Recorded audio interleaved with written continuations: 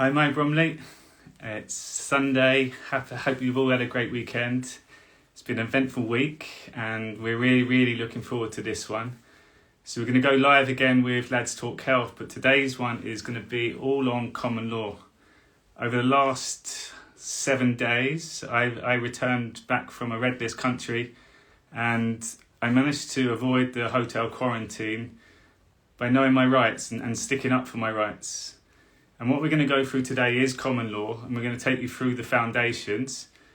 We're going to help you understand that we're all entitled to these rights. As a human being, we're born into a world where it's full of deception. The languages, the court system, the government, the politics, they're there to trick us.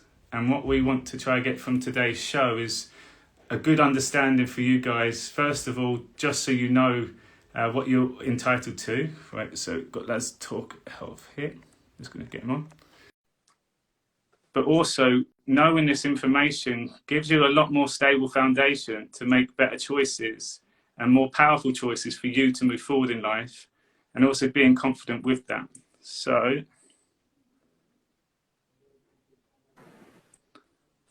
we want today's episode to be as engaging as possible as well, and we're looking forward to hearing from everyone else as we go along.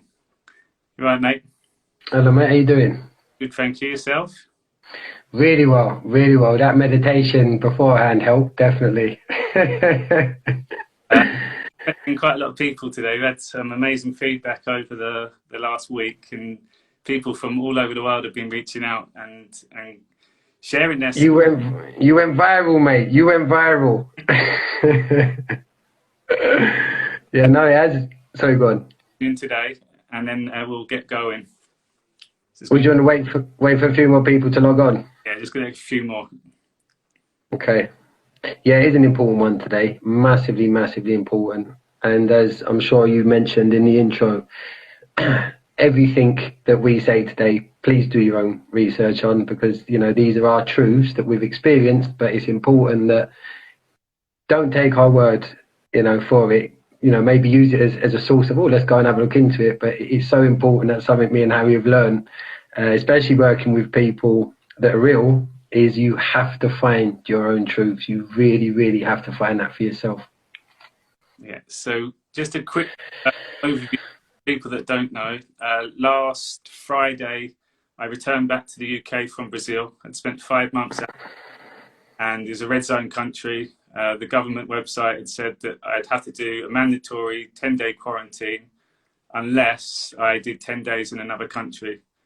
This quarantine was for this so-called coronavirus, and it also costed £2,200. And the word mandatory, which we'll come on to later, I knew my rights and I knew that I didn't have to do this. And with common law and with everything that we're going to go through tonight, there's a lot of things that we don't know and what we're entitled to and what we're tricked into. And me knowing this information from previous experience, which again we're going to touch on, everything that we talk about at Lads Talk Health and a number of different topics, it's through experiential knowledge. Me and James are both coaches, and our main line of work is actually working with people that have been told they're going to die in terminal illnesses. So we've had quite a lot of experience just working with Big Pharma and just seeing what actually comes from that side of things, because we actually, a lot of the stuff that's out there is there to help us. All of us are good people, and when we're looking at truth, it hurts people because you don't realize how people can be that evil knowingly, and we're just tricked into it. So I come back to the UK. I managed to get on the flight from Brazil to France without doing a passenger locator form. If people don't know, the only way that you would know that you would have coronavirus is through the PCR tests. Recently, the FDA and the CDC, which are the two governing bodies that are giving us all our information, they had to pull the plug on the emergency PCR test. And that's what it was. It was an emergency test. And the reasons why it failed testing protocol, and it failed because it couldn't distinguish the difference between the common cold and the flu and coronavirus. And with everything that we're going to say tonight, this is our beliefs, this is our truth. It's for you to go away and do your own research on this as well. But when it comes to truth, truth, unfortunately, is attached to conspiracy. Me and James have looked at an alternative way of thinking for a long time, throughout our journey. And where we are now, everything seems to tie in. So when it comes to truth, I'm going to give you some examples, because truth means not taking anyone else's word for it. Truth means finding your own answer. So I have my own truths, and I'm very confident with that now, and I can argue my truths very well. It doesn't mean it's your truth. So truth is truth. So if you've got a difference of agreement, a difference in opinion in that, I'm asking for you to share that opinion. And if you can't, it's normally then met with a personal attack. Oh, you're stupid, this can't be right, you're a conspiracy theorist and stuff. I'm okay with that now. And the hardest thing when you go searching for answers to what should be simple questions and you can't get that answer, then I'm not accepting what someone else tells me. So some of the things we say you might not agree with, especially when it comes to coronavirus, but I'm hoping that a lot of people now are questioning that narrative, and a lot of people think it's a load of nonsense like me and James do. But there's certain questions that have not been answered all the way through. As I said in my video, and James has said before, in October of 2019, there was an event called 201 planned by... It was what they say, a simulation of a pandemic which could take over the world. And it actually started in Africa, eating a bat in a soup. All the people for this and the media were in key government positions, are now in the same positions 3 months later when the coronavirus actually took place. A global pandemic which we'd never seen before. So there was a simulation with the same people 3 months before. That alone, without all the questions about my friends have died from coronas and all this different stuff, that was the first bit. Along the way that we saw China, we saw all these people fainting and dying in the street from this really scary virus that we had to be worried about. That got our attention. But not once anywhere else did we see that happen. So then coming back to the PCR, we were told that they couldn't distinguish the difference between the cold and the common flu and corona. In 2020, the common cold and the flu had just disappeared. Even now, we don't see anyone getting the flu. How did that disappear? I have intellectual people and scientists say, well, it's because we went into lockdown. It's because we wore masks. If that was, we'd have been doing that years before. We're very clever as a civilization now, and we would have come to that conclusion a while ago. The other thing is a 99.7% survival rate. Flip it. There's a 0.3% chance that you would die if you got COVID. So almost 100%. So at the moment, we're getting forced to take a vaccine. Why? If we got a 0.3% chance of dying? That's exactly the same as saying that you got a 0.3% of getting cancer, 3% dying of getting cancer. You might as well just do chemotherapy now. You wouldn't do it, would you? You'd like, I'd take that risk. I'm the other 99.7%, I'm going to live my life. What we also saw that people with underlying health conditions were impacted. And unfortunately, we have lost people, and that is the way the world is. People die from flu every single year. And another thing that we do at Lads Talk Health is try to get people to come back to their own truths, but also take control of our lives. Let's recheck in with ourselves and focus on our health. Focus on everything internally, so whatever then the illness is and every other stress that comes our way, we can handle a lot more. So I come back to, from Brazil, they gave a note on the system to say that I refused to do the travel locator form. A lot of people asked, did I fill that in? I did when I got to, I waited as long as I could. The security wouldn't let me on. And 15 minutes before, I ticked yes for self-isolation.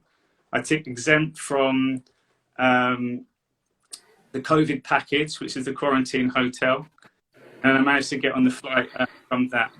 So just to let you know, for self-isolation, guys, no one by law can keep you in your own house. No one can keep you a prisoner in your own house. If someone comes and knocks at your door, you don't have to identify yourself. You don't have to say where you are. You don't have to say your location. For all they know, you could be in bed. You could have been in the loft. They don't need to know that information. It's your rights to be in your own house, and it's your rights to leave your house. So at that point, you are protected too. And what we're seeing is the trickery, it's the media. We're hearing that, oh, we need to do things in October, and by then we're all going to have to get vaccinated. And that worry, people start making these decisions now. It hasn't happened at this point. So I got back to the UK, quickly nutshell this story, just so we can go on to the common law, which I know you guys have joined on for today. And when I got back to the UK, I knew that there was going to be the initial conversation with the immigration. I got to the desk, they wouldn't let me in. They then slapped a £5,000 fine on my name to say that I was refusing the package of the quarantine hotel. And at that point, and this is what you would say to anyone, what law am I breaking? And you'll see people's ego goes and they get angry and they get frustrated because they don't like to be challenged. No one can answer that question because you're not breaking a law. They'll read the COVID regulations. As we'll come on to later on, regulations is not a law. So I said, but what law am I breaking? They can't answer it. And this is another thing, when people are enforcing rules, when businesses are enforcing rules, when government are enforcing rules, and especially telling you have to do this, the first thing we need to do, rather than disagree and get angry, let's ask a question back. Can you please justify that with some science? Can you please justify that with a reason why I have to? And if you want to, get your camera out, because they now need to explain why you need to do these rules that they've set, and they won't be able to. That's a knowing. There's no research at all on this vaccine, not one bit.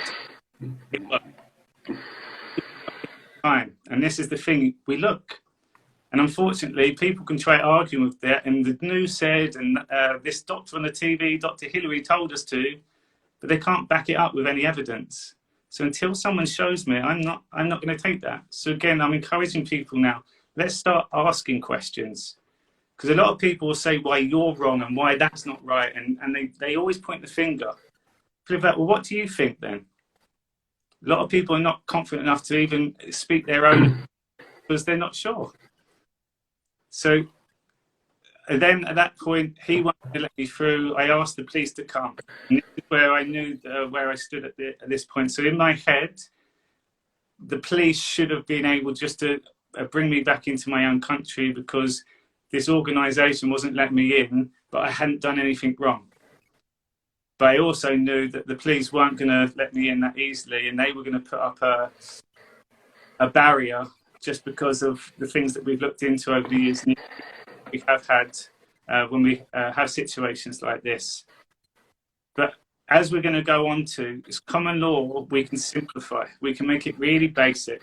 And once we get that, it brings you back to a foundation. When we're working with people on healing, we bring them back to their foundation first. Without all this confusion, all these things, we need to bring it back to basics. That's how we should live our life. We should be able to make a decision based on how we feel and if it makes sense. And if it doesn't, then I've got more questions to ask. So I'm going to then introduce you to James. So we are Lads Talk Health, and we work with a wide range of clients all over the world. And the lives that we do every single week, Monday, Wednesday and Sunday, on a wide range of topics. But it's still, everything fundamentally comes back to the foundations. So again, really grateful for everyone joining in today. And please have questions. We will go back through and we'll try to answer as many as we can. But James is going to go through his own experience, because I got into common law through James. James, you introduced me to it a long time ago because James had to go through the legal system and challenge what he had been forced into by using common law, and he won. So I'm going to pass you on to James now to... and then I'm going to come back on to just a tiny bit of truth before we get into the main part. Thank you very much, Hazza. And just to say quickly, guys, I've been smiling and laughing. Some of the comments that have been coming through, normally we'd be touching on them, but I promise you, as Harry said, we'll go back through. But please keep them up. They're priceless. And there's such a lot of truth said in jest. So as much as we're laughing about these things, that's the beauty of truth. You can laugh about it when you stand on it. So just to emphasize, as Harry's already touched on, what I'm about to share with you, it's through experiential knowledge. It can't be refuted because it was my truth. It was my experience, which I'm, more than happy to share with you guys. But it's so important to realize you have to do your own research. Today's talk is going to be a foundational approach to common law. But what I've learned, because it's really interesting, which I'm going to go on to now explaining why I started looking into common law, the things that happened in my life. But it's funny how even recently, right up to now, we're currently working with a 15-year-old girl who's been battling cancer. I've been helping her with Harry's assistance for the last near enough 5 months. This girl has been incredible. And please, everyone out there, send out loads of love and healing energy to a girl called Daisy. She's beautifully incredible.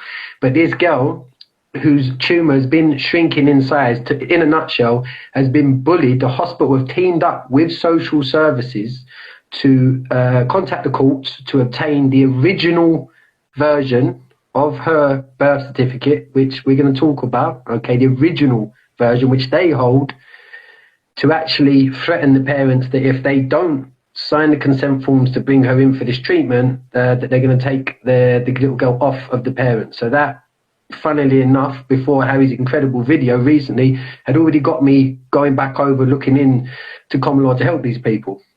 So why did I start looking into common law? And I'm going to share these things with you because I'm hoping you'll appreciate they're quite meaningful things. It's not that I'm a conspiracy theorist and I'm anti this and I'm anti that. As Harry said, these are things that happen to me that you just know that just ain't right. So initially it started being sexually abused as a child and not being lawfully dealt with in any way. It also then later on in life, I got a first time ever in trouble with the police. I got a 5-year prison sentence, and the bulk of that sentence was made up of a charge called joint enterprise, which I'm not going to go into. But long story short, within the last 5 years, there's been thank goodness, a whole heap of people been taken out of prison that are solely on this joint enterprise charge because they've finally admitted, actually, in layman's, it was a load of bollocks, that legislative law.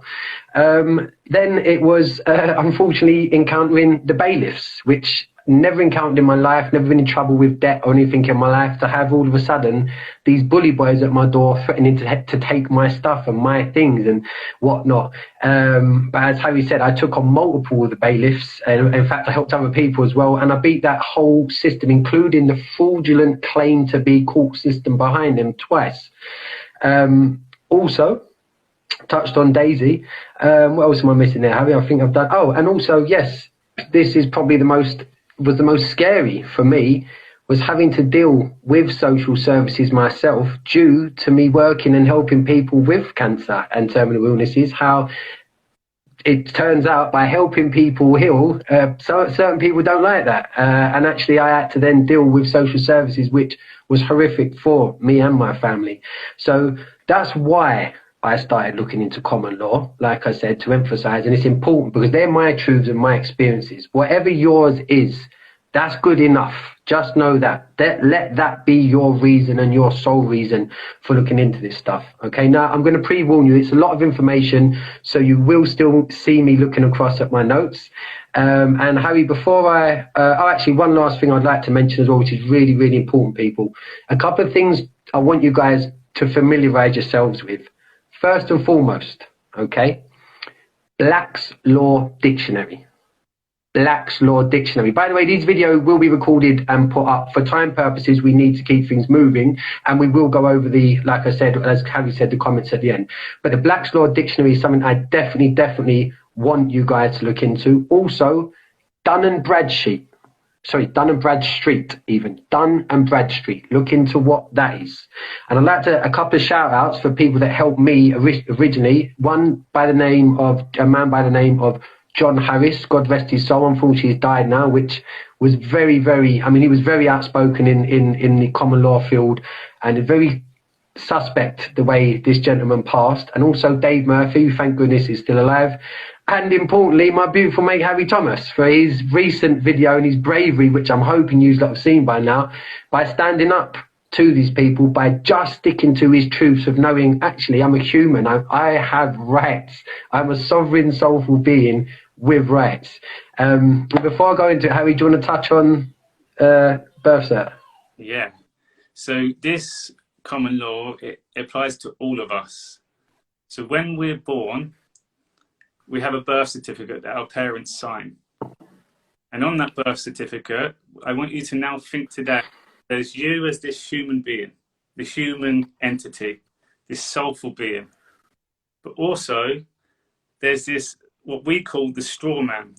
There's a fictitious character that's created as a corporation with the same name as you. And this corporation is what all these acts and regulations and everything within business, a driver license will go on to your corporation name. What we're tricked into is representing this straw man, this fictional character that doesn't even exist. And this is where it comes back to law of the land, God's law, the peace law. As a human being, we're entitled to 3 laws that we have to obey. And really, me and James always talk about ego and soul. Our soul is truth. When we're lying, we know we're lying. We get sweats on our forehead, our heart beats, we can't get our words out. There's something inherently in us that's telling you, you're lying. When you drop rubbish on the floor, you know what you've done's wrong. So there's this inner wisdom in us that is a soulful being wisdom, and the things that stop it is our ego. So we know that what we should do as a human being, we shouldn't disturb the peace. We shouldn't steal. We shouldn't kill. And if we don't do these things, we're actually acting the way that we should be. And then what's happened over the years that we've had all these different acts and regulations and different things that have been introduced to our life that we've agreed to, some of them being unwilling, that we now get fined and punished, and a lot of our life can go into a downward spiral, especially when we look at debt. And James mentioned the bailiffs. We've worked with people that have really, really suffered. And if they knew their rights from the start, they wouldn't have gone into this. They wouldn't have been in this situation. So first of all, I want to realise that you've all got a separate fictional character that we've been representing a lot of the time. And James is going to come on to this more. And what we're going to do is just like, for example, when you get a letter through your door, it's always in capital letters. That's your fictitious character. And sometimes when they say, please sign in caps, they're trying to trick you to represent that fictional character. But again, I'm going to let James come on to it. And just lastly, when we said about looking into your own truths and not taking other people's word for it, we live in a world where people say that you can't do this. And many of you might have had an idea that you want to go ahead with. You can't do that. You wouldn't be able to do this. That won't work. And we just say yes. I just want to share a story of me going out to Brazil, because I was told I couldn't get out to Brazil, and this had a valid reason. There was no way that I could get out to it. I tried my luck the first time I got to the airport, and they turned me away based on the Brazilian government weren't letting anyone directly in from the UK. I had a plane ticket, went from Spain to Brazil, but it was all one ticket, and the check-in desk wouldn't let me out. And then I booked another ticket to Spain, but I had no reason to go to Spain. So again, they wouldn't let me out. So I was told, there's no way you're going to get there. 3 days later, I managed to get to Mexico. I then got to Panama, and I got to Brazil. I found a way. So within 3 days, I managed to get there when I was told that I couldn't. And the reason why I share this is that we need to, if we want to do something and we believe in something, there is always a way. We have to just be open to finding it. And this is, again, finding your own truths, not accepting what we're being told. Let's go and do our own research first of all. Let's try and remove the ego and try and look at it logically. The vaccine, how many people do we know that's died, that's had adverse effects? How many comments and posts and all these different articles of the bad things? So again, remove what you think's right or wrong. You've seen a lot of bad. How many good things have you seen on the vaccine? How many people are like, I feel fucking great since that? If you just weighed up those alone, that should tell you something. At least something doesn't seem right. So then it's really, let's go and look into it first. Let me make my informed decision based on that. Not what I think's right, not what I've been told. What do I think? And then you stick up for it. And the hardest thing when it comes to truth is your loved ones and the ones closest to you, they don't accept it. They make you feel insignificant. They put hate on you and they put pressure on you. Your work, you'll lose your job if you don't do it. And give our power over. So again, it's really understanding that this is your life. We're all individuals. And what I've really experienced over the last week, because I've always been worried about putting stuff on Instagram. On Facebook, I'm quite vocal, but all my posts get banned. I get blocked. But I didn't want to do it because it would upset people that I know. As soon as I put it on, there's been this massive freedom and the amount of people that are all in the same boat. So you're not alone. There's loads of us now and it's freedom. And imagine the world that we would live in if we all did come together like we are. There wouldn't be no division and angry and wars and all this stuff. We wouldn't have that because all we want is for everyone to live a good life. Who's stopping that at the moment? Perfect. Actually, that's a great segue because I'm going to answer that very quickly. Is the legal system, which we're going to touch on now. I'm conscious of time because so I'm going to go through this at a steady pace, guys. But like I said, any questions and whatnot, we will get back to afterwards as soon as possible, and the video we will post on other platforms as well. But I want to start by asking you some questions, and I want you to notice the first thing, and you haven't got to answer me, but just be honest with yourself, that goes off in your head. So first and foremost, do you believe that Parliament is there to represent us, the people? Do you believe in politics?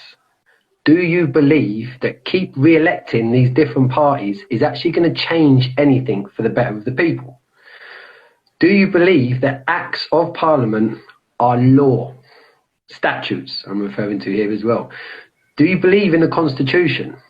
Do you believe in society? Now, that's an interesting one because everyone says, oh, society is so broken.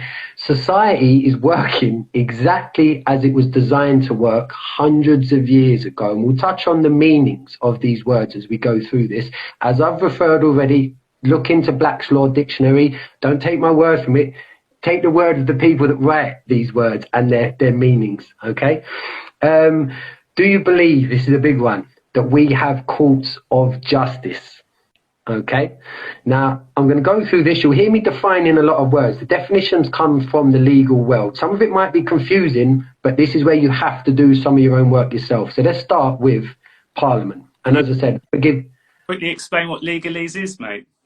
So legalese is a language which has been created by the Law Society for them to use using English words which often have the complete antithesis of the meaning we take them for, and they are purposely used to entrap us, the people, into falling into their game that they play. Because believe me, people, the legal system is a game. Monopoly is the biggest piss take in your face you'll ever find. That is how this world is set up. It's a big game of Monopoly that we are just some numbers. We're the currency. You think money's currency? Not at all. We're the currency. Do you think the elites worry about money? They print the fucking stuff. Think about that for a minute. It's fictitious. It's made up. It's not held against anything anymore. There's no gold or copper or silver that it's on again. Then promissory notes, which have a look at your money, it says, I promise to pay the bearer. What are you promising to pay? What is it that the bearer is trying to get back? What is it held against? Nothing. So let's start with Parliament. In fact, let's start with the word Parliament. A lot of this legalese derives from ancient Latin, okay? And often these words have been joined over the years for us to understand it as a complete different meaning. So Parliament. Parlia means to speak. Ment means lies. To speak lies. That is the origins of the word Parliament, okay? Now, this is interesting. Every member of Parliament, okay, trades as a corporation, a company, okay? Boris Johnson's a company. And just like any other company in the world, it's got one drive, which is to make money. So think about that for a second. And if you don't believe me, go on to Dun& Bradstreet, which is a database of about 200 million registered companies and corporations across the world in place, so that you can go and check to see if it's a good company you want to do business with. Have they got any CCJs against them? Are they genuine people? You will find our parties and our leaders trading on there as companies. Okay? Right, moving on. Now, what makes it even worse is some of these members of Parliament, they trade with diplomatic status. And for those of you that don't know what that means, having diplomatic status in layman's means they are allowed to break and bend laws that we would go to prison for. And a classic example of this is, you may have heard, within the last 3 years, there was a lady, an American lady called Anna Sekulas, who was driving in England on the wrong side of the road, hit a beautiful young man by the name of Harry Dunn, only 19 years old, and killed him, fled straight to America, and has never come back to face trial for her actions. Think how that family feels, because she's married to a diplomat. How sick and twisted is that? So let's move on to politics. And let's look at the word politics. Poly, of the people. Ticks, yeah, you guessed it. Blood-sucking parasites. Politics, that's where that word derives from. Okay? Now, politics defined as pertaining to policy or the administration of the government. What's policy? Defined as a plan or course of action of a government political party, because this is all it is, it's all big parties that we're not invited to, but we pay for, or corporation, a written contract or certificate of insurance. Acts. You hear there's all these new acts. Well, first and foremost, I don't need to define the word act for you. You know what an act is. It means something that's not real by definition. Acts of Parliament become statutes, which are primary legislation, which in turn are enacted and enforced by statutory instruments into secondary legislation. Here's a fun truth for you. Council tax. Council tax is a statutory instrument enacted on the 1st of April 93 under its primary legislation, which is the Local Government Finance Act of 1992. Now, that is an unlawful payment that we have all been forced to make for years. It is completely unlawful, but because of, as we'll touch on, consent and the entrapment that we tie ourselves into, we all pay it under the fear that, oh my God, I've got to pay my council tax. I can tell you this, I know plenty of people who don't pay their council tax and nothing happens to them. I'm not telling you what to do here, by the way, but I'm sharing with you. Sorry, do you want to say something, Haz? Yeah, I also share how sometimes it is good that we do pay these things. I've known a whole road where they all refused to do it, and then the government didn't come and send the lorry to pick up all their rubbish, so that they had all their rubbish there. So there are the pros and cons to it, but we need to be aware of these things. I would just like to say, rebut that. There's a place in Wales where there's pretty much a whole town, village, that don't pay council tax, and they actually, because of the money they've saved, they've got their own private bin collection, and they're still saving lots and lots of money. This is what we want. If we can all start uniting, all of us, the things that we're relying them on for, we would be able to find solutions. We'd have jobs. We'd provide a lot more community-based activities and what to say? I've gone a bit blank. We'll be able to come together and be able to find the solutions for these things. We don't have to rely on these people that don't care about us. No, you're bang on, because the thing is, they want to create dependency all the time. They're scared of independency, because if we become independent, we'd realize, hold on, why are we giving you so much of our time? I mean, your time is more valuable than your money. You give someone else your time, 8-9 hours a day, 5 days a week at least, and then you pay these people a percentage for you giving them your time. Think about it. So let's move on. Statutory instruments. And by the way, guys, like I said, some of this might be, I'll try and make it as digestible as possible, but this is going to lead in, and this is all relevant to the tyranny that what's going on now. Because if you get your head round this and what we're entitled to, this will all make sense to you. So statutory instruments, let's define statutory. It's something this is the legalese they use. Created, defined, or relating to a statute, required by a statute, conforming to a statute. The instrument, a written legal document such as a contract, lease, deed, will, or bond. Now, I emphasize contract as I encourage people to look into contract law, which is basically the law of money.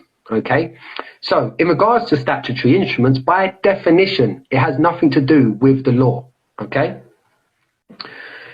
society and contracts. Now, society is a big one because you get born into this world, and you get told you need to be part of society, and I just want to be part of society. But do you actually know in the legal world, and this is the definition of society, defined as the socially dominant members of a community? A society is a number of persons united together by mutual consent in order to deliberate, determine, and act jointly for some common purpose. Now, there's words that I've emphasized which will make sense shortly. Now, the reason I'll touch on persons, the reason I emphasize on persons consent, like I said, the legalese meaning of these words, if you can get the overstanding, not the understanding, the overstanding of what these words actually, how they transpire into your everyday life, straight away, again, with whatever's going on currently, you'll realize your consent is everything, absolutely everything, and you need to understand that, okay? Now, contract. Defined as an agreement between two or more persons, creates or modifies an existing relationship. This is important. Offer, consideration, and acceptance must exist for a contract to be made. Okay? Moving on to the Constitution. What is a Constitution? It's the fundamental rules, written or unwritten, which establishes the character of government by defining the basic principles to which a society must conform. Well, we've just found out that society is the socially dominant. I don't fall into that category. Harry, are you society socially dominant? No. So apparently we don't fall into this category that we're being governed by. Okay. Now, in regards to the word government, probably a lot of you know this anyway, but again, split into two words. Govern, to control. Meant, the mind. It's there to control the mind. Character. What is a character? It's something you play. It's not you. It's not real. It's nothing to do with you, the human being. And again, with society, just to touch on something else, we don't get a choice in regards to being forced into this society, because it happens at a time where we have no way of expressing ourselves or our opinion when we're born. Okay? Statutes. Defined as a legislative review of society given the force of law by the consent of the governed, a rule as of a corporation. Now that's really, really important, considering now everything is statutes and acts, and everything we get fined on, they're statutes. We're paying these money for statutes. Look at how they try and be clever with their wording. Defined as a legislative review of society given the force of law by the consent of the governed. What does that mean?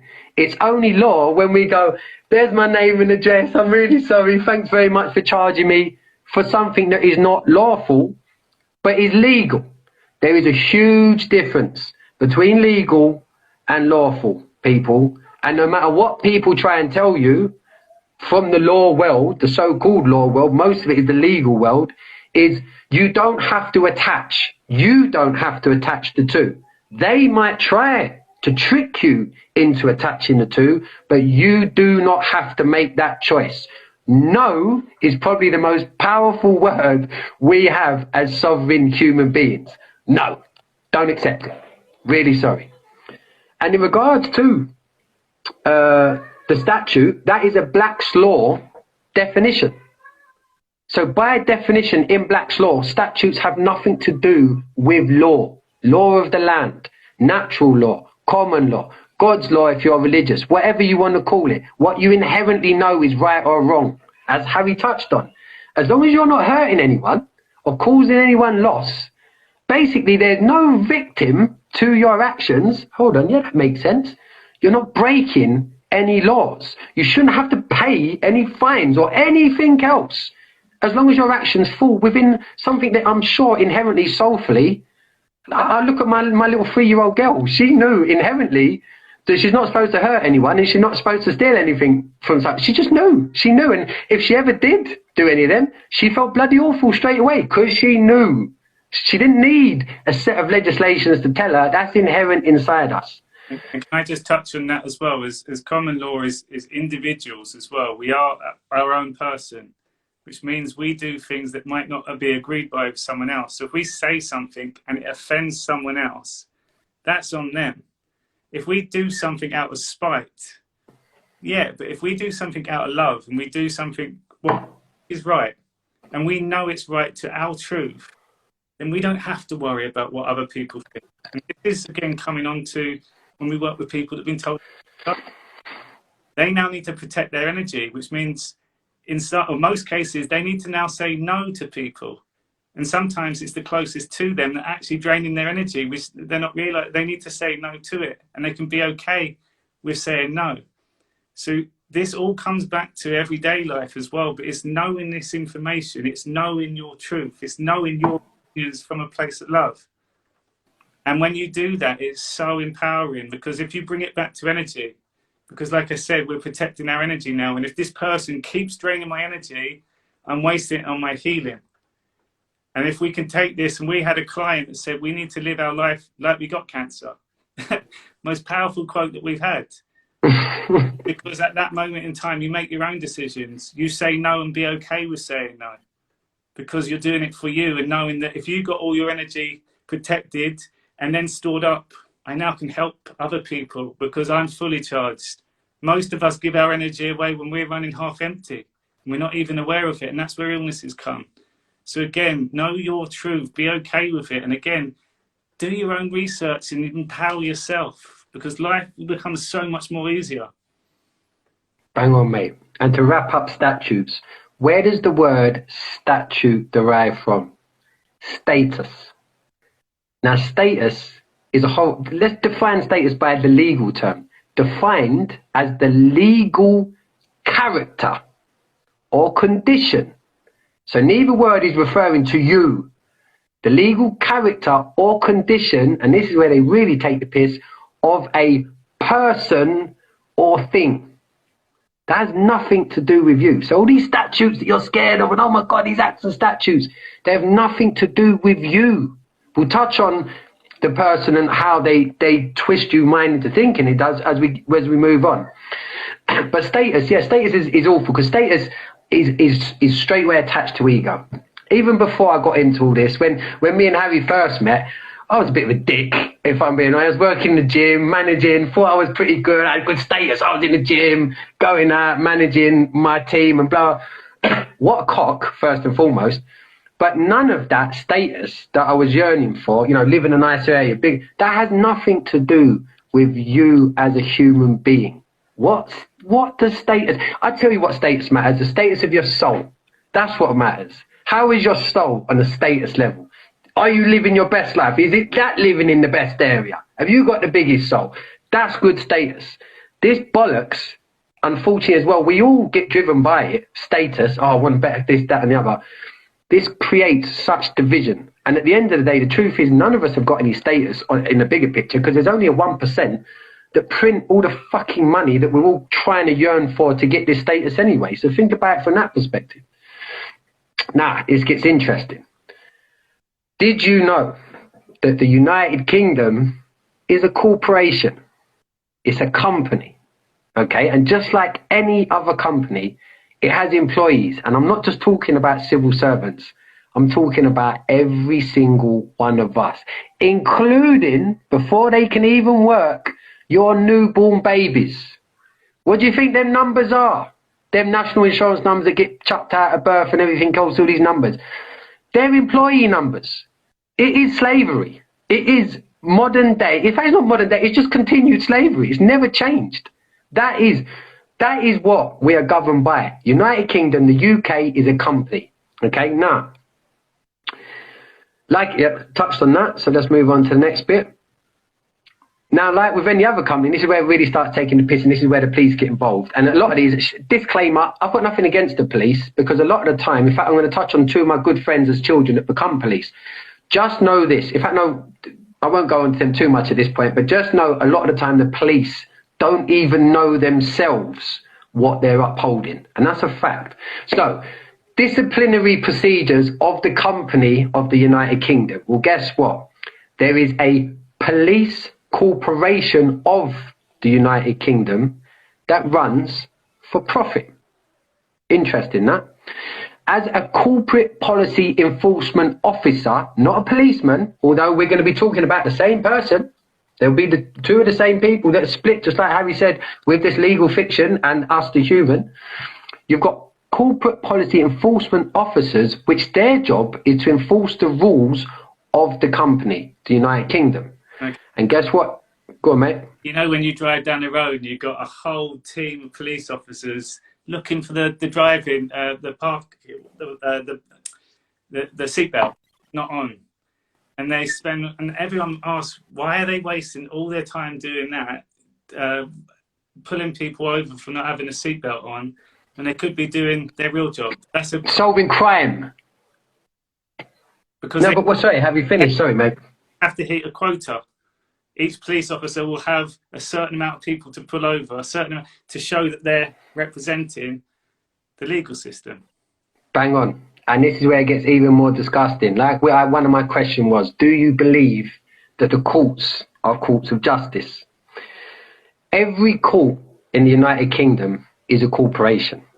And if you don't believe me, go on Dun& Bradstreet. They're all on there, trading as a corporation, as a company. And what do we know about companies? They have one goal: to make money, to make profit. So our legal system, with our courts that we all go there, magistrates, and they're there to make money. It has nothing to do with justice. Nothing. The bottom line is, funny enough, is how much money are they making for their shareholders? Because I'll touch on some of the big companies that you know and will have heard of that not only own our courts, but our police forces as well. IBM, how about that? I bet you all know who IBM is. They own a lot of our police forces. How the fuck does that work? So if you break the rules, you will be, of the company, the UK company's rules, you will be summoned. Now, what does summons mean in legalese? It is synonymous with invitation. So if you break their rules, they're going to invite you to that place of business, which it is, to discuss your punishment and how much you're going to pay them for rules that have nothing to do with laws. Nothing to do with laws, okay? That's a fact. Except they're not inviting you. This is the interesting thing. You think they're inviting you, but they're not. Now, even the highest court in the land, which is the House of Lords, which many of us believe, oh, that's the House of Justice. I've heard so many stories about these cases. Go and look online, Dun & Bradstreet. They trade as a company for profit. How can a court ever trade for profit? By the definition of what a court is, that is the antithesis of what it should be doing, okay? But the thing is, this is the problem. There's a massive difference between legal and lawful, as we keep saying. So let's move on to these corporate enforcement officers. Every police man or woman swears an oath when they come in to the service. And it's quite simple, okay? It's to, under common law, they swear their oath, which is to serve and protect us and uphold common law. Now, what does their fictional other self do? There's no oath involved in this either. A police officer, and never ever refer to a police man or woman by officer. Don't call them officer. Call them constable or policeman or policewoman. Okay, or sir or madam. Don't address them by officer, because you're signing. Verbal consent is just as powerful as anything written down, and that's how they get you. So we'll touch on that as well. But a police officer is a corporate employee by definition and a revenue collector to enforce statutes and acts which are not laws. So, and even if you think of it, the word officer, Where does that come from? CEO, Chief Executive Officer, you know, whatever, CTO, it's from the corporate world. Anything to do with officiating and officing is from the corporate world. It's from business. Sorry, Haz, did you want to add something there? I just saw a comment, it serves the Queen. We can come on to the royal family in a minute, but if you actually find out the truth about, if you're saying they serve the Queen and you realise they've been up to, then they're not for the people. We're talking for the people here. We're talking for our rights as human beings. And listen, I can answer that because, again, the Queen, by the way, is put in power by the people. We give the Queen power. How about that? That's in her oath. So you can tell me about that, but go and read her oath. Who is she sworn to uphold and protect? Who put her in Buckingham Palace? How about that? So look at her oath. Okay. So moving on. Where are we? So yeah, right. As I said, I've got two friends. Two of my good friends from when I used to play football as a kid. They both ended up becoming coppers, which we gave them the most shit for growing up. But they're good lads, good people. Like I said, I'm not one of these people, F the police and blah, blah, blah, blah. I just don't like people that basically aren't nice to other people. And if people are enforcing their power, I don't agree with. But what's interesting is when I talk to them, neither of them actually know, a lot of the time, the meanings of the words they use. And they openly admit it. They say, we get taught this stuff. They don't tell us the meaning. They tell us this is how we're supposed to say it. But also, the biggest problem is our police system. Someone just put, isn't she German? Our police system and our establishments are no longer owned by us, the people. Fact, go on Dun and Bradstreet. I keep saying it. This is a big problem. They're owned by private companies, which means in their police training now, all of the emphasis is on training them to be officers. They'll still swear the oath as a policeman or woman because they have to. But the training side of things is all to do with money. So as we already touched on, whenever dealing with police, make sure you, and always be polite, kill these people with kindness. You know, Kai Constable, you know, why are you stopping me? Just don't ever get aggressive because that, from the official side of training, is what they're taught to do, provoke. Get them to a point where as soon as you get aggressive, bosh, on go the handcuffs, and everything you could have said goes out the window at that point because you're in that legal game. Okay? Where are we? So, right, so move on from that. What is legalese? Which we've already touched on, but I'll go over this again. So legalese, like I said, is the language of the law society, a language purposefully created to entrap us to people by using words we know but with an opposite meaning. With a classic example being, what do the police always ask you once they've stopped you and they're trying to obtain your name and address? They'll always say, do you understand? That is synonymous with stand under. And as soon as you say yes, you have officially given that legal bit of paper that stuck to your back, which isn't you, but that's the legal fiction. You've got to take that, and now you put it on like a coat. I'm coming with you on that. You've got me. As soon as you say, I understand. So, no. You say, I don't understand, and I don't stand under any human being. You are in your right to say that. You're not being provocative. That is your sovereign right. So please understand that, okay? Guys, anything when it comes to confrontation. So another thing is be aware of your energy because it is intimidating and people do meet you with this. And when we're not clear, we say things without thinking about, and this again is ego, initial reaction. So there's a lot of work that we do of just being present and sometimes focus on your pulse, on your wrist. Whenever you're having these conversations, don't get sucked into it. Because as soon as you say yes to do you understand, you've already agreed, there's contractual law. One of them's verbal contract. You've agreed to this contract without you knowing. And you can't get out of it when they've got the evidence there as well. So whenever, again, it's take a breath. Take your time. There's no rush. We don't need to go anywhere. If they're stopping you in your tracks, take your time. Perfect. And just a couple of other things on legally. Something else when it comes to, because this got asked a lot of, I've seen a lot of people asking about dealing with bailiffs and court letters and everything else. Every court letter will summon, like I said, says summons, that's an invitation. Another thing, they'll always say, you must attend. Must literally means may. So there's a choice you have. So please understand that as well. Overstand that, I should say. Right. So knowing who you are if you go to court. Right. So if you are there at court, which we now know is a place of business to make money from you. That is what it's set up to do. You are asked immediately for your name, which will include a title, which you've not chosen, but this is part of the legal personality, that status that's enforced onto you as before you can even express, like I said, a choice in whether or not you want to be anything to do with that legal fiction. For example, my name is James Edward Mannion.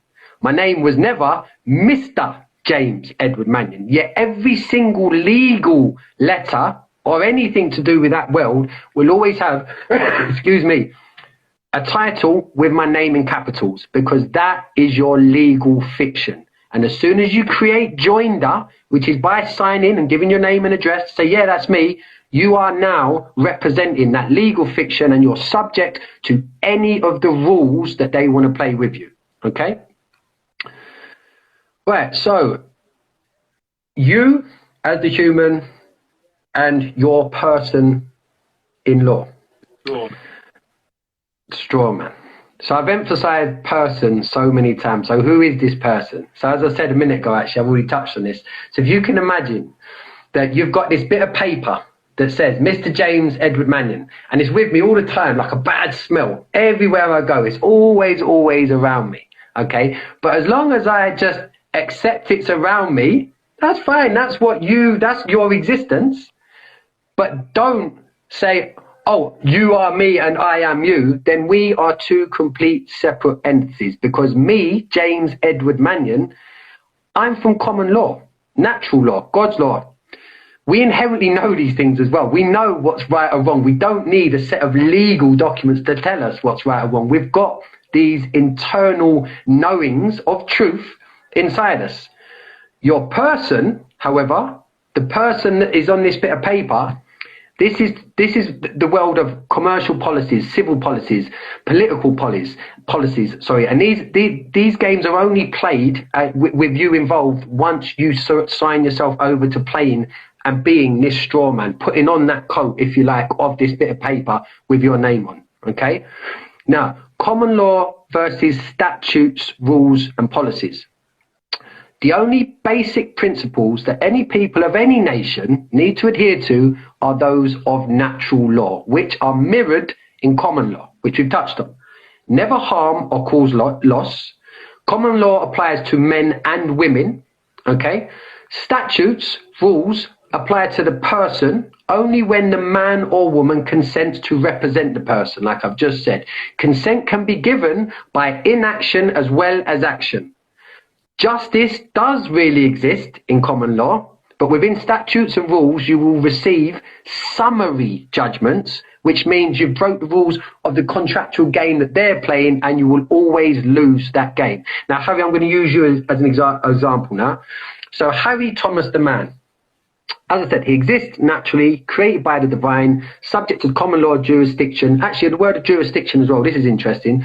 So juris means of law, and diction means use of words. So Harry Thomas is subject to common law jurisdiction. He must never harm or cause another any form of loss. He has free and unlimited ability to contract and settle debt in private under commercial law, versus Mr. Harry Thomas, in capital letters, a fictional entity created by the government, subject to civil policy and jurisdiction, must fulfill the duties given to and governed by corporate policy, things like paying tax, for example, under statutes, which we know are not laws. By Black's Law definition, these aren't laws, okay? And does business in the public controlled by civil law and corporate courts. Corporate courts, it says it there for you. Corporate, company courts, money places, okay? So what is this person? The person is created by the United Kingdom, or from, depending on, I'm still finding different information about different parts of the world, but this seems to be pretty generic, okay? The person is created by the country, by the government, and it was done at birth, as I said, and it is evidenced by your birth certificate. But remember, a man or a woman created by a government, but remember, man and woman, as I said about the Queen, we create governments, okay? We create the government. It's not the other way around. That's how it actually works from the dawn of time. Now, your person is not you. It's a legal fiction which you are falsely identifying with. You don't get to say what its rights and duties are. The United Kingdom Corporation does, but it has you misled into thinking you do so via deception. So, defining person, include. Now, this is interesting. Again, this is from the Black's Law Dictionary. Now, I'm hoping some of you catch this first time. So, what is a legal person? Definition: includes natural person, firm, co-partnership, association, limited liability company or corporation, legal personality. Now, let's go back to the first part of that definition. We're defining the word person, and the first thing they say is includes natural person. How can you ever define a word by the same word? That makes absolutely no sense. It's doublespeak, just like legalese. You can't say a person is defined by a person. That makes no sense, okay? And please bear in mind, this is Black's Law definition, like I said, from the Black's Law Dictionary, which, again, I'd like to point out, I think we're up to even 9 or 10 versions of the Black's Law Dictionary. Now, what's the problem with that?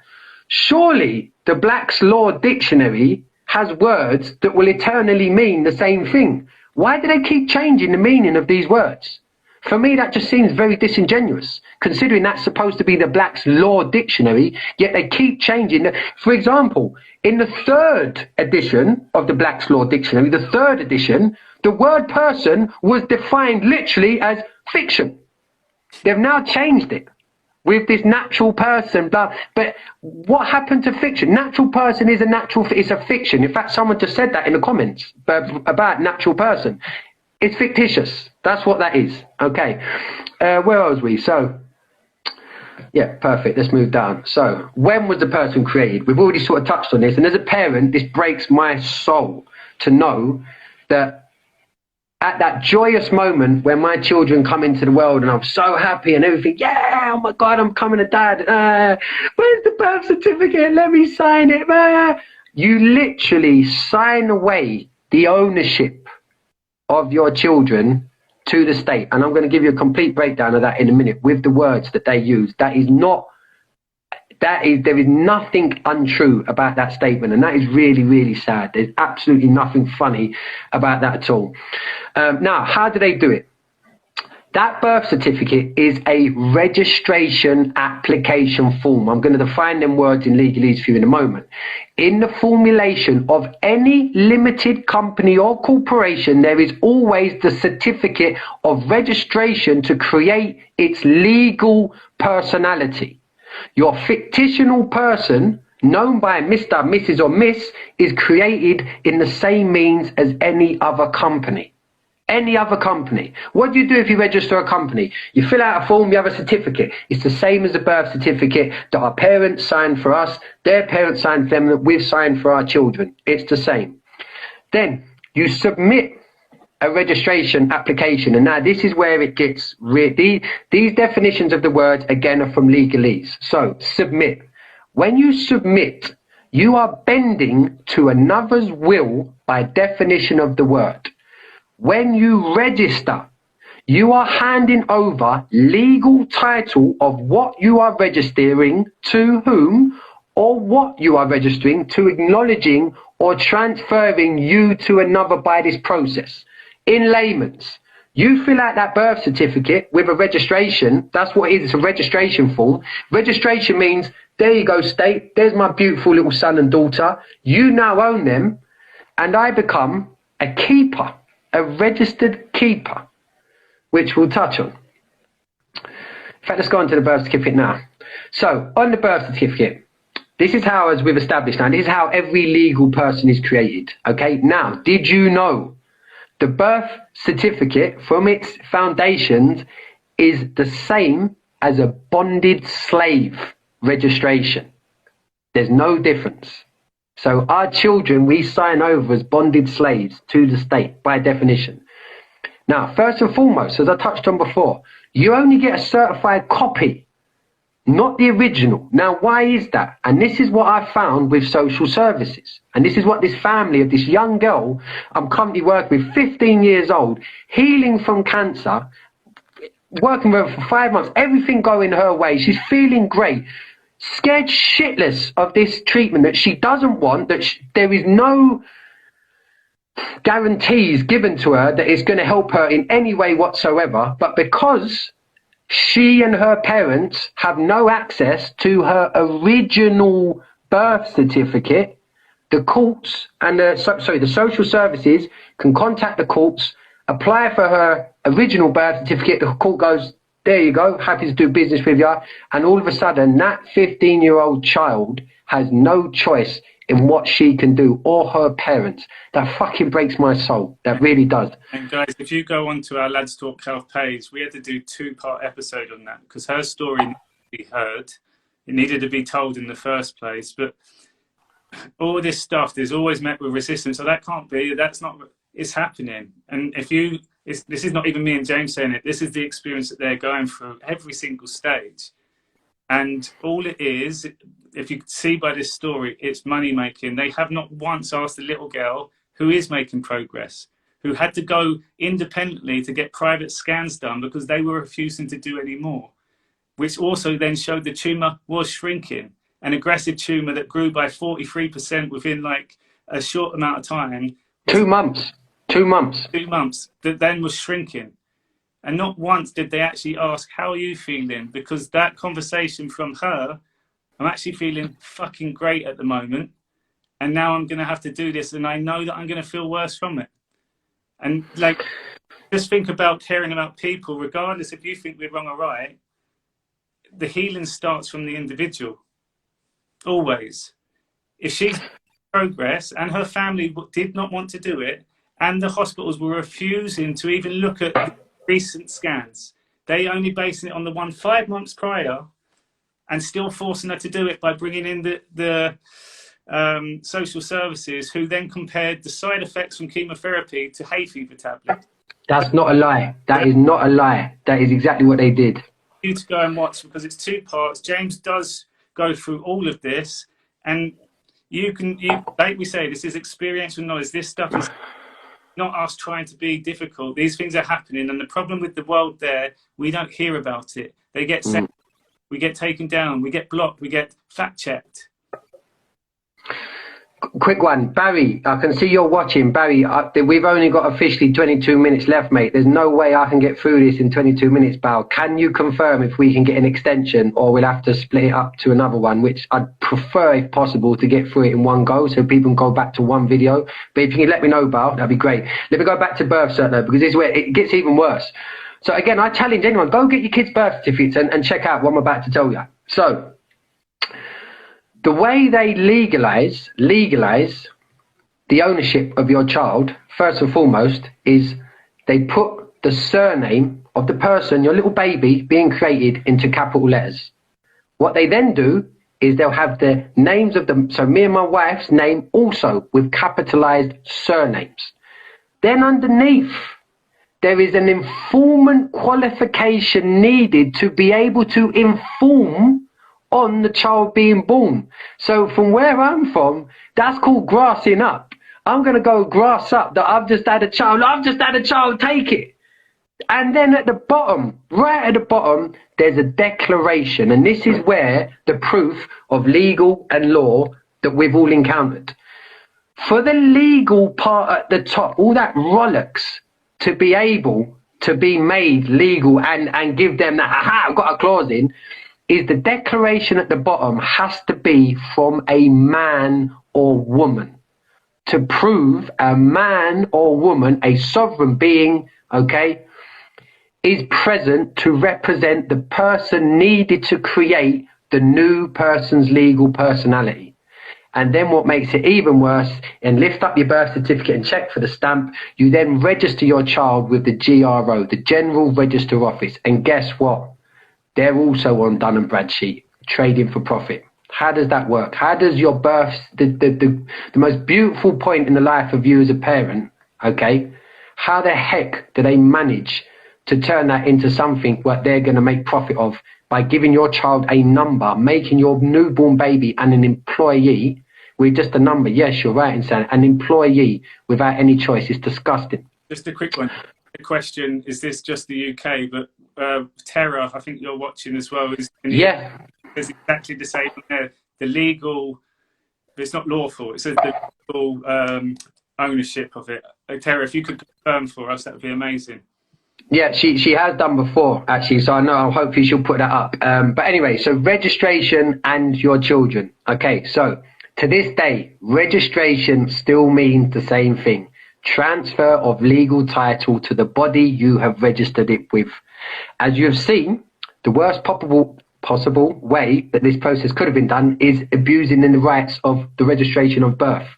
Now, a simple show of how your child no longer belongs to you, which is an example I've already touched on, is the fact that at any point, there is a company that can send its agents to your front door, often with the assistance of the corporate police, and take your children. If they've got that birth certificate with them, they can take your child. That's real. We live in that world. So we live, this can't happen, that is happening in this day and age. Okay? Where was I? So yes, so which is obviously the social services. Now the way it is defined is as well, basically, they can tell you how you should be managing their property, because your child is their property. So they've got a set of guidelines which you don't have any input in, you've got no say on, that at any point with a tick list, oh no, you're not doing that, we can take our property back and there is nothing you can do about it. Nothing. That's the truth. Okay? Because as I said before, what actually happens is when you register over your kids, you just become a legal guardian. Imagine that. They are not actually your children anymore. You're now the registered keepers. And I'll give you not a better example. Let me give you a more simple example of this. Okay. Think about this. Oh my God, my tax has run out on my car. Shit, they've taken my car and they've crushed my car. Now think about this for a second. If you lawfully owned your car, do you think they could come and take your vehicle and take it to a place and crush it because you haven't paid one of their monkey taxes, which is part of their corporate game? No, of course they couldn't, because that'd be against the law. So how do they do it? What happens when you buy a car? You fill out a registration document and go, there you go, there's that 20 grand I've just spent on my new car. You can have it, and you're going to give me a what's it called again? Is a title deed of ownership back, which is your V5, which says, yes, you're now the registered keeper. So you're the person who's thanks for spending 20 grand on that new car, but just know at any point, if you don't use it how I tell you to use it, I'm going to come and take your, I'm going to come and take your car off of you. So there's another example about registration, okay? So please remember this. Whenever you register anything, and again, they teach us this as kids. What do they do what happens when you go to school? All right, and think about this for a minute. You all get there and there's a register. So they teach the kids to sit there, put their hand up, say, yes, I'm here. That child, unbeknownst to them, is registering their total ownership of me, that child, over to this business, the education system, so that whatever happens next within that system, not only do I have nothing to do with, but even my parents, they can't say anything because I handed over my registration to these people as a child. Now, people think, oh yeah, you have to register. Really? Like, what, how many kids are in a class? 30? You can't come in and say, oh yeah, blah, blah, blah, blah. Do you really need to be registering your children from day one into this system? I don't think so, personally. That's my opinion. That's my belief. In fact, that's my knowing. I just don't want it to happen to my kids. So moving on to something that I wanted to include because it comes up so often, and this is how my journey with going up against the court system in the UK started. Fixed penalty notices. First of all, have you ever wondered why there's more and more penalty notices popping up now? Congestion charge, speed cameras, put your freaking bin in the wrong place, put out the wrong bin in the wrong... There's all these fines. Take your kid out of school, fine. Like, there's more and more of these notices, these fines being put up. But why? You're not completing a SORN document on your car as well. Why are they introducing all these fines? Okay. Well, and by the way, fixed penalty notices. We're going to touch on notices in a minute. Okay. When these, what these notices are in the real world, they're being issued by these corporations who never stop dreaming up the reason for penalising you. And they get you to do it by a way of forfeit. So penalised by way of forfeit is the legal term, which is defined as something surrendered or subject to surrender as punishment for a breach of contract. Does that refer to law? Absolutely not. It's absolutely nothing to do with laws. So all of those fines that they make, you can imagine how much they make on congestion charge just in London. I did tell you a funny story. That's not funny. Sorry, Harry, I'll let you jump in, but it's just come to me. When I came out of prison, okay, my family all chipped together and bought me a car. Now, one of my best mates that I made in prison lived in Brixton. Now, I knew nothing about the congestion charge. So for 2 months, pretty much every day I was flying across the Brixton in and out, and all of a sudden I had this £2,500 fine come through the door. I was like, what the fuck is this for? And it was that congestion charge, brother. I managed, back then I didn't know nothing about law or the stuff that I know now, but it was funny how my truth just was enough to get me through. I was like, listen, I've just done 3 years in prison for a charge which they've now actually said, actually, that shouldn't have been a charge in the first place. I didn't know, and I come out and got clamped with these fines. Thankfully, they reduced it down to something like 500 quid, but I still had to pay. But thankfully, it wasn't, someone's put, I'm running out of paper, laugh at that. It wasn't the amount of the fine that they initially had given. But these fines are unlawful, and if they're unlawful, it means they're against the law.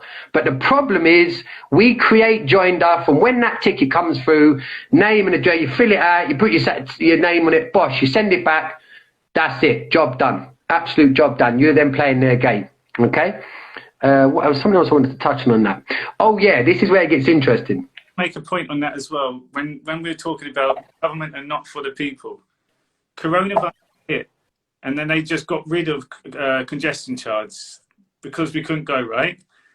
They then brought congestion charge back in, but not only did they bring it back in, they took the price up, and then they made it all day and weekends. A lot of my business used to be driving at the night time, going through London, which I loved, and at the weekends I'd go see all my friends in my car. I have to pay. I had to work with clients that were going through cancer that I would go and do the healing treatments with. It was costing me more just to get there then. So back since. So are they for the people, really? I don't think so, mate. And that's right. So what are fixed penalty notices? They are an offer to accept an adhesion contract. So what is an adhesion contract? A type, again, this is in legalese. This is how they shaft us. An adhesion contract is a type of contract that is legally binding. It is a legally binding agreement between two parties to do a certain thing in which one side has all the bargaining power and uses it to write the contract primarily to his or its advantage. That is exactly what these notices are, and they tell you it by definition of an adhesion contract, which they admit is what they are. Now, what is a notice? This is really important. A notice is not a bill. A notice is not a demand. A notice is nothing more than an offer to discuss the contract. That's what they're sending you through. Here, fixed penalty notice. Here, fixed penalty offer. If you want to talk about paying us money, you can do. That is what you sign. That is what you sign. And I know this is fact because through my experience, I beat the system twice. Multiple agents, they kept trying to get to me, smashed them to pieces. Why? By just learning enough of what I needed to learn, which was their rules of their game and the words I needed to use to rebut. Because funnily enough, it's got to a stage now where you can write back certain words on a simple letter and actually bill them for your time of writing those words on that letter, which then null and void whatever charge they put on that letter in the first place. But again, that's another talk. Okay, now, what's the true reason why these fixed penalty notices are forced upon your person is simply, and this is, think about this, really think about this, is simply to maintain the illusion that they have control over your life, fortune and freedom because you fear their ability to take from you something you deem valuable, your money. But money's pieces of paper. Money's not even the currency. Like I said, you are the currency. Money has nothing to do with it. But that's another talk. That is a big subject in itself. Okay, so we're getting towards the end now. What can we do? What we can definitely do is lawfully rebel. And there's actually something, if you go back to the Magna Carta, which some of you might have heard of, it was passed in 1215. Okay, there's Article 61 of the Magna Carta, which even now the legal system is trying to dissipate the different rules and legislations that are in there, but they are there. Okay, now the first thing, you must resist peacefully. That is so, like Harry's video, and fucking love you for that, Harry. What Harry did so well, and I knew he was nervous, bless you, but you kept your calm the whole time. They will try and rile you up. They will try and scare you. Your power is in your truth, of just knowing your truth. No, I don't accept that. So that's the first thing, okay? Because violence solves nothing. Secondly, something I just touched on, learn the rules of the game that they play. That's what I had to do. I've shared some stuff with you this evening, but we could never put into 90 minutes. I'm struggling with this. All of the stuff we've looked at over the years, because it is a big spider's web. But I assure you this, if you take some of the stuff from what we've told you tonight, watch this video back. If you get that understanding of just who you are as a human, that will serve you to start with. Harry, you look like you wanted to pitch in there, mate. Just in terms of the people that helped me, my mate was on a course, and that's who I phoned, and he quickly put me in touch with one of the administrators there. Didn't even happen to be a lawyer. That just shows you that how much knowledge they had and put the police on the back foot.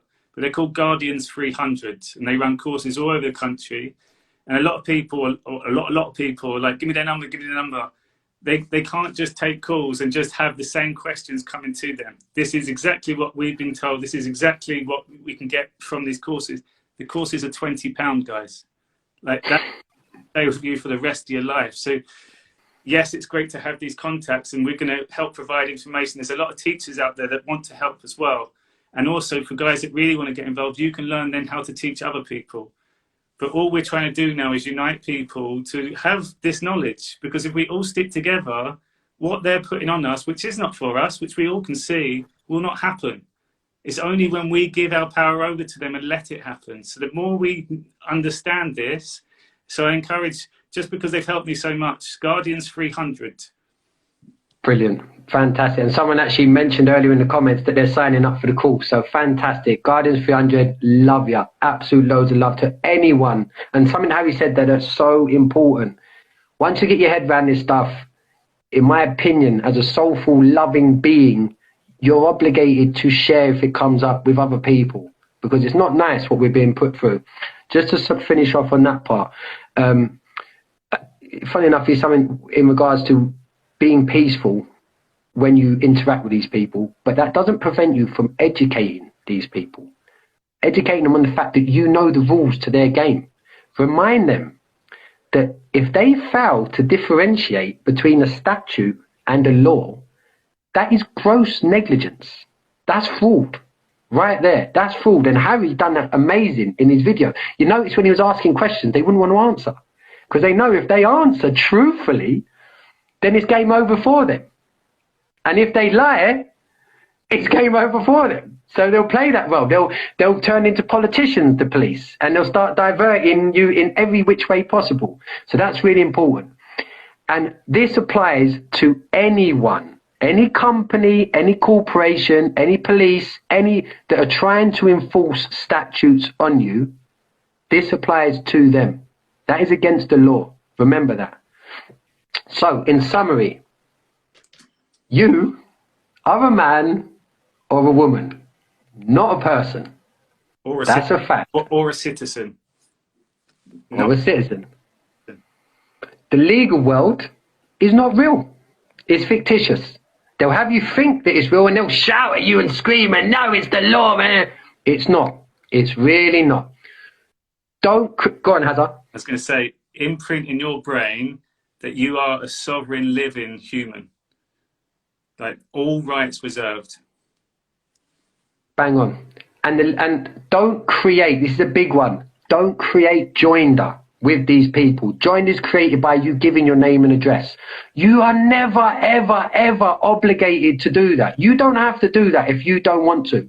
And remember, the court system is a business. Go and look on Dun & Bradstreet. All the police forces are businesses. This is a business to make money from you. Sorry, Haz. Make it relevant at the moment. Self-isolation at home. When someone comes and knocks on your door, are you, am I obliged to answer that? You don't need to identify yourself. Bang on. And to touch on the relevance of what we've spoke about tonight, COVID, vaccines, lockdown, vaccine passports, PCR tests, fines, bailiffs. These are all against the law. They are against the law. No matter what they try and tell you, and they'll try and paint it as if you're doing good for the rest of the people. No, you're fucking not. You are not. Doing good for everybody is start by doing the right thing for yourself. Serve your soul, which is a big part of our coaching. And I strongly advise, me and Harry we've got a few different workshops, which I do, I'm going to pitch this at this stage. We deliver a lot of good information to people, but our biggest delivery is empowering you in knowing how fucking incredible you are as just yourself. That's the starting point. You're enough. You're incredible. You're intelligent. You're unique. I always say the same thing. You're the only you that ever has, was, or is. That's pretty fucking special, people. So the power starts by knowing how amazing you are as a human being. Love that. Guys, just another one. When it asks you to sign your signature, cross out the word signature and put autograph, because that's not you as the fictitious character that you'll be signing. And do you want to touch on V.C, James? So, the what, sorry? V.C. Oh, I blanked. You caught me on the blank, mate. You caught me right at. I was looking at the comments. So on contractual law, when you sign your autograph, V.C, which is a V coactus, which you sign before your name, and that means under duress. And then you can autograph yourself. So if you're forced into signing something that you do not want to, V.C, all rights reserved. And if they make you sign as well, V.C, your autograph, all rights reserved. And again, we can send those links to share this information with you as well. Brilliant. So yeah, I hope there's been some stuff in here tonight that has helped people in any way, even if it's one person. That's always a win for us. But yeah, like I said, I mean, me and Harry, we love what we do. It's probably clear from our passion in what we do, because the truth is a beautiful thing to get involved in, especially after working for the last 8 years with people that in many cases have been told they're going to die. They've been my biggest teachers, and I assume it's the same for Harry. Once you get faced with truths from them people, the first thing you have to do, and this is part of our coaching, is you have to bring up the mirror and really take a good look at yourself. Because initially, all you're going to see is your ego, telling all the shit about yourself and all the stuff you've done and everything else. Something Harry taught me years ago, which fucking changed my life, was when the penny drops that your past does not define you now. So in your now, which, here's a fun fact, is the only thing throughout your whole life you've ever had any control over, is your now, is in that instant. Not worrying about stuff that's already happened or becoming a fortune teller and predicting this negative future into stuff that's not even happened and you're trying to manifest this negative future. Is stick to your now, because in your now, guess what? You can choose whatever you want to do next. But that starts by taking control of you now, looking in that mirror, see yourself as that inner soulful child, fuck your ego. Remember you as that little boy or girl that loved life, was innovation, that loved being kind, that could take a compliment and not feel awkward about it. You are all beautiful people. I fucking love everyone. And I said this the other day, someone else said that to me. I do, and I watched the video today I put on the Telegram. You seen that guy at the airport, Harry, that video with the guy who's got the unvaccinated or vaccinated, we all the same, take a rose. I cried my eyes out, and at the end went, I fucking love you. I love you too. That's the attitude we need to take people in life. Be joyful with the truth. The truth isn't sad. There's no right or wrong to your truth. It's just your truth. And that's a key part as well. Wrong. And this truth-seeking movement, there's a lot of like, oh, I said this and you're wrong, and there's if we're wrong and you disagree, rather than go personal, get angry, just show reasons why. And within this conversation, we'll find our own truth there. That's important. I'm going to plug our courses quickly, because we've got our own self-healing course. And again, healing only starts with the individual. We've been labelled as healers, coaches, but me and James call us. We share information which allow you to start using this information so that you have a choice. And that's the best gift that you can give everyone. And James mentioned a few of the things. So we've literally, our whole line of work and everything we talk about, we've narrowed down to 4 things. Your ego. And when you're aware of your ego and all the different roles that it plays, all the limiting beliefs, all the opinions that we feed off others, all the self-doubt, all the fear, that's your ego. Once you clear all that and observe it, then the soul comes through. Soul is truth. When you trust in your soul, if you don't want to go spiritual, that's your intuition. That's your gut feeling. That's your inner wisdom. That's that knowing. And every bad decision is an egotistical decision. And you know it was because you're just like, I knew it. Because your soul was telling you, your soul's screaming. You get your ego first, your soul.